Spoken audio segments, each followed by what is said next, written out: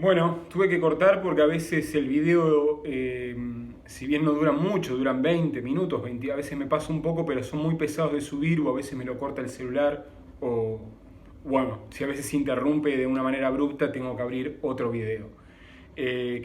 Bueno, ya vimos un poquito las características del cuento, las características de la literatura fantástica, este género que ya les digo, montones de escritores han escrito literatura fantástica, tanto en el Río de la Plata como en el mundo, y se sigue escribiendo literatura fantástica. Es esa que, como les decía, termina algo y uno no sabe, no se pudo explicar bien. A veces el protagonista, a veces el lector se queda como que, bueno, ¿qué pasó acá?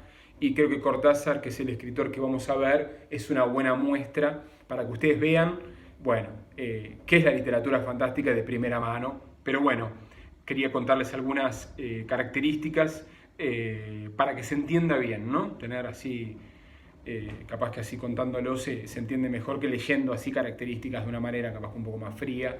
Lo último que quería hacer es un repasito sobre, sobre el narrador, ¿no? Que no lo pude poner en el otro video, así un poco para cerrar. Esto seguramente ya lo habrán visto el año pasado, pero acuérdense qué es la figura del narrador, ¿no? La figura del narrador hay que separarla un poco de la figura del escritor, ¿no? El escritor es una persona de carne y hueso, ¿no? Que en un momento tiene ganas de contar algo y tiene que elegir, bueno, qué voz o quién va a contar la historia, eso que él quiere contar, qué voz. Y ahí entra la figura del narrador. Por eso es tan lindo escribir, chicos, y por eso tanto los aliento a ustedes a que escriban, porque con la literatura pueden ser otras personas. ¿Vieron cómo a veces le pasa a los actores de la tele? Bueno, con la escritura uno también puede transformarse, si es hombre, en una mujer, si es una mujer en la voz de un hombre, en la voz de un anciano, en la voz de un joven, en la voz de un niño, en la voz de un perro. Yo he leído hasta cuentos que son contados por animales. Hasta la voz a un perro le pueden dar en una narración. Así que esa es la figura del narrador en literatura, que es tan importante, ¿no? Hay que separarla del escritor. El narrador es la voz que elige el escritor para contar la historia. Y entre los tipos de narrador tenemos el narrador interno y externo. En el narrador interno, que son los que son los relatos contados en primera persona, puede ser protagonista, el narrador, donde él cuenta los hechos que están pasando, ¿no? Como él puede decir, yo subí la escalera, ¿no? Por ejemplo, en una frase. Bueno, es un yo. O sea, el que cuenta es el protagonista. Y después tenemos dentro del interno, del narrador interno, el testigo, ¿no? Tenemos el protagonista, el que cuenta la historia, o un testigo. Cuando tenemos un narrador testigo, esta persona es el que cuenta la historia que le está pasando a otra persona. En lugar de decir, subí la escalera, ahí va a decir un narrador testigo, lo vi subir la escalera. ¿Se entiende la diferencia? O sea, cuando uno es protagonista, así como el protagonista, y cuando es un testigo, que es el que ve al protagonista.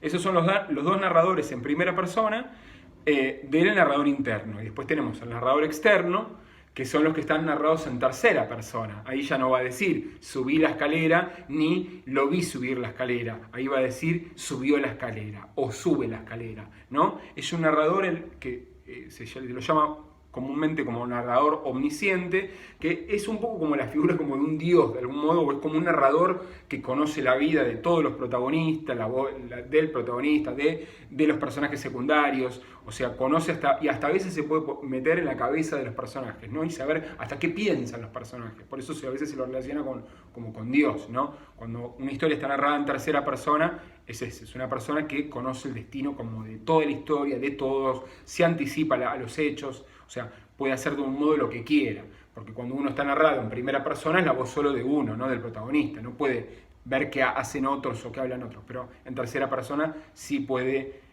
usar ese recurso de saber qué piensan todos los protagonistas. Así que bueno, quería hacer un repasito también un poco de la figura del narrador para que después cuando lean literatura ahí ya sepan, bueno, quién está narrando la historia, quién es el narrador de esta historia.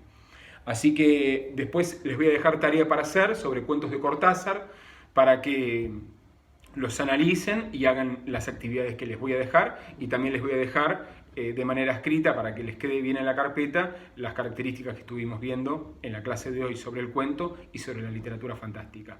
Así que, pero bueno, quería hacerles esta introducción, así que nos veremos en otra clase. Que anden bien, les mando un saludo grande.